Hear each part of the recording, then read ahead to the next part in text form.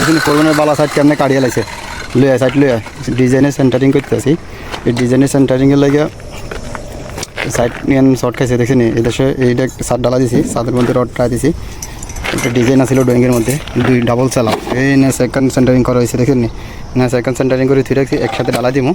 আর এখন সেন্টারিং করতে আসি সেন্টারিংটা কীভাবে করতে আসি আপনাদেরকে দিয়াই একবারে সহজভাবে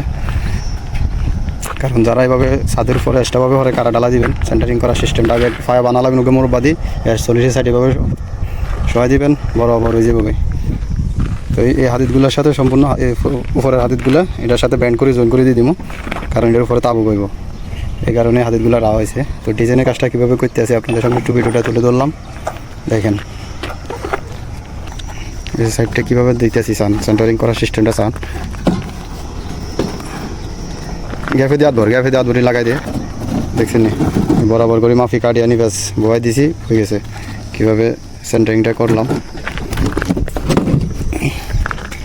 একবারে সহজ ব্যাস খালি শুধু কিলে জলি মারি দিব হয়ে গেছে তো সবাই ভালো থাকবেন ভিডিওটা ভালো লাগলে অবশ্যই ভিডিওটা একটু শেয়ার করে দিবেন সাদ্দাম হোসেন পেজটি অবশ্যই একটু ফলো দিয়ে রাখবেন